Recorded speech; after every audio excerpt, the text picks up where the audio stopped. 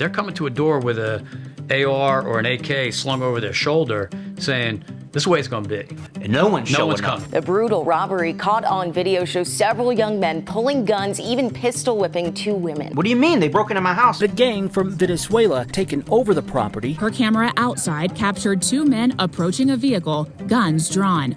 She's called 911 so often, they know her by name. We have 50 other burglaries we're dealing with. We'll take that call over the phone. That's what we're living in right now. We're living in a wild, wild west mentality. It's so tricky to work these cases, too. This is always what's in the back of my mind, too. Like when we talk about this case that's happening now in Aurora, Colorado, they have these guys on video. And we have technology now that can do like facial recognition.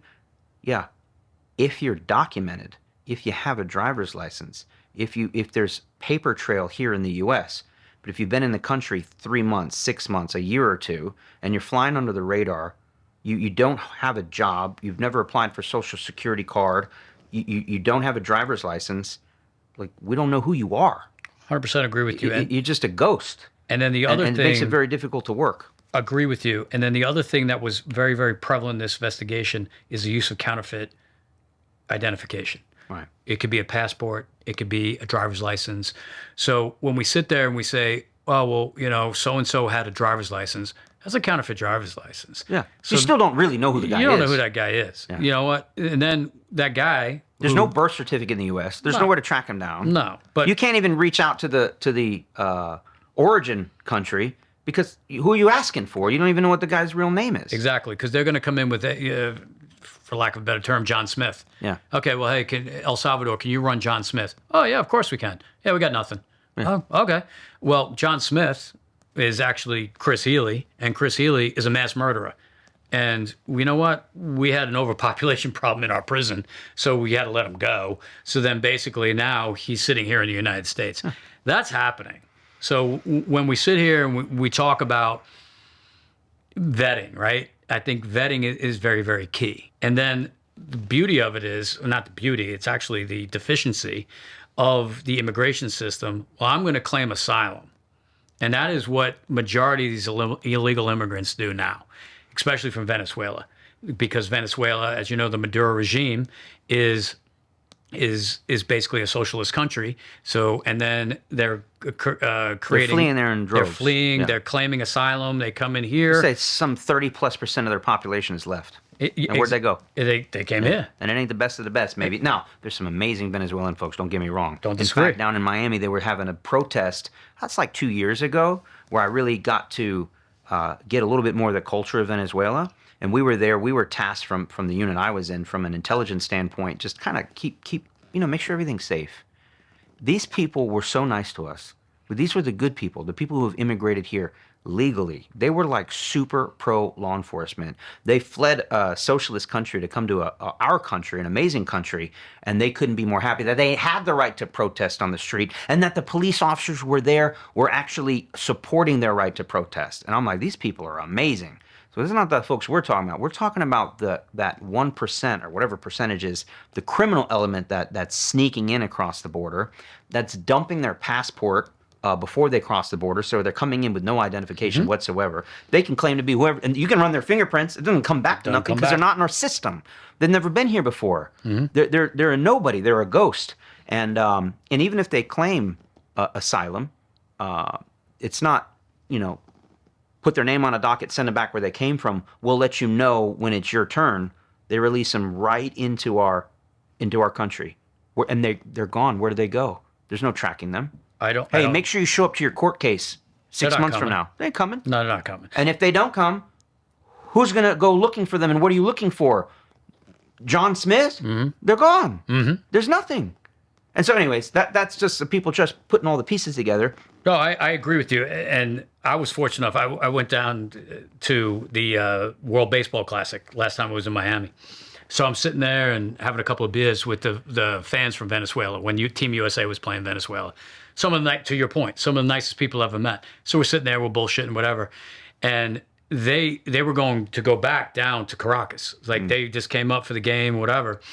But they were just like, I just don't want to go back. Yeah. I know I have to go back, but I don't want to go back. Okay, well, I get it. But at the end of the day, if you do it the right way, okay, you can get in. But people are circumventing the system. So back to this MS-13 case, they definitely were terrorizing neighborhoods. The day-to-day lives of U.S. citizens were being impacted by this gang. So we were able to do numerous gun buys, get guns off the street. I think we took down in that case roughly 20 to 30 MS-13 members, which I think was pretty significant. Yeah, X number of guns. A boatload of guns. Not a real sizable amount of narcotics, but the thing with the narcotics, it was just enough money to keep the clique going. Yeah. That's all they wanted to do. Hey, they just keep it moving, and then they just had to keep it going back. And that's why I said earlier about the Virginia piece, because they were overseeing the Charlotte clique. So as long as they funneled a decent amount of money to the Northern Virginia clique, they didn't care. They were just like, okay, you guys are good. You're fine. We're not going to screw with you. But the impact that I think it made in that community was huge. I think working with CMPD, Charlotte-Mecklenburg Police Department, and the FBI was good. For the fact of the matter is, there's citizens now that are able to just, hey, you know what? I get to go down to the bodega. I get to go down to the store. I get to go down to the Harris Teeter, whatever, without being impeded on my day-to-day. Yeah. That's the biggest thing. And again, it goes back to my original point of getting into law enforcement. What can I do to help the community? So from a holistic perspective or a whole perspective, from the United States down even to that small level. But we have to look at it from the small level because that's what controls the big level. From a political perspective, from a policing perspective, I think when you go from the ground up, that's when you can make change.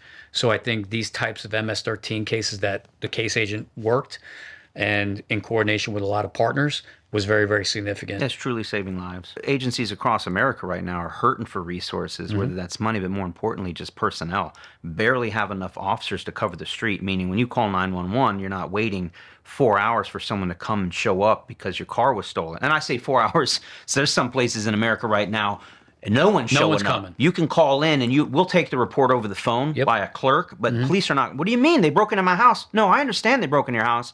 We have 50 other burglaries we're dealing with. We'll take that call over the phone. In fact, they got it now.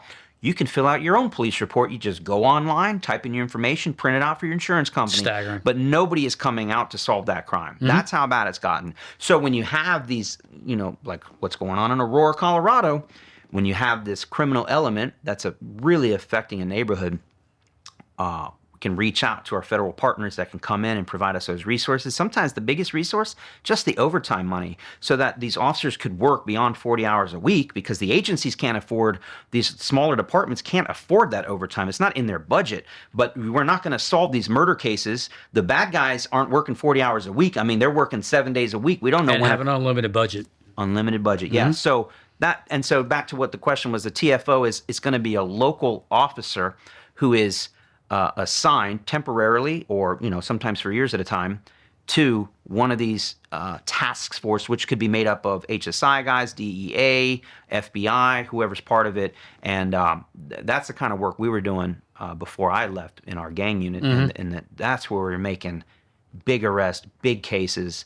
And through the help of you guys, we work with HSI. You're making big impacts in the community, huge impacts in the community, and it's a twofold impact, right? So from the fiscal perspective, yes, the overtime's there, the asset sharing is there, but the other thing is it gives the opportunity to reach out to community members, to reach out to political people within those communities, saying, "Hey, we're seeing this. You need to have your constituents." And know what's going on with your constituents. But sometimes political figures just sit there and go, yeah, they're still going to vote for me. I don't care. But at the end of the day, it's kind of like, well, people are dying. So, but what's causing that, right? So the cause is the influx of criminal element. Where's the criminal element coming from? Again, I hate to go back to the southwest border, but the southwest border is a conduit of criminal element. And then... Well, so they had the Aurora mayor on the news today.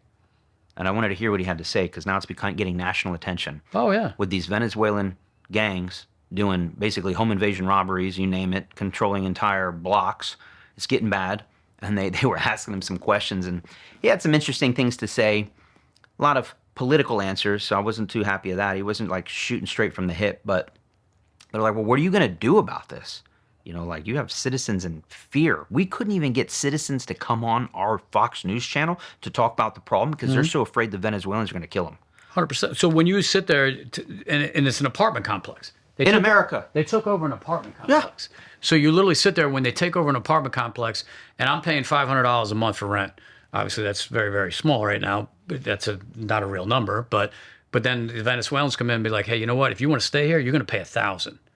And well, you'll have our protection. Exactly. But no, the guy who's the landlord, well, the landlord's not the landlord. I'm the landlord. Yeah. That's a problem. When you literally sit there, and then they're not coming to your door talking to you. They're coming to a door with a AR or an AK slung over their shoulder saying, this is the way it's going to be. And the video we're talking about, we can actually play it right now while we're talking. It's 4 or 5 men, middle of the day, walking up like nothing. Mm-hmm. There's 2 rifles involved. Everyone has a handgun, and they basically just do a home invasion. Yep. I don't know if it's dope related or, like you said, extortion related, but they're enforcing their law. Like, they're basically hitting it like they're the SWAT team. They're the sheriff of this apartment building, and nothing. Yeah, like, no.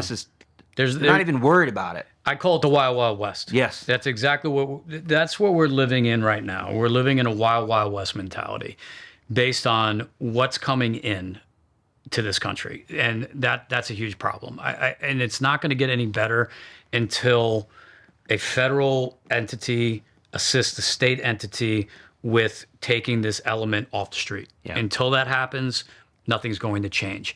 So I believe that if you put some resources on the ground day in and day out to that apartment complex, clean up Aurora. But again, you go back to it's how can you affect and assist communities day in and day out.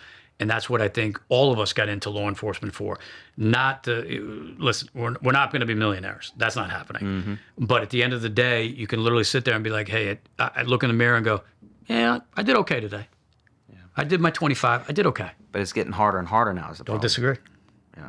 Don't disagree. So there's a lot of similarities between what you dealt with in the early 2010s, 2012, 2013 with MS-13, the cases you worked there, but it's just repeating itself now in Aurora with this Venezuelan gang. They have a name for it. I couldn't tell you what it is. They haven't confirmed whether or not it's that gang. It doesn't matter. It's a gang. Yeah, 100%. Mm-hmm. And that's just happening in little pockets here, there, everywhere across America. And they even asked, like, why Aurora? He goes, because Denver is just this sanctuary city, and then they spill out from Denver into Aurora, and they're hiding amongst the populace there. And Aurora is not prepared for that. So he even said, he says, not only are we relying on our state and federal partners, but no offense, this is a federal problem that's affecting us. And he says, because they're coming in across the border, like, yeah, we're gonna need your money because you couldn't catch them there at the border, and now they're in our town, and we need to get them out. Make sure to check us out. We're available on all podcast platforms. Click the link in the bio.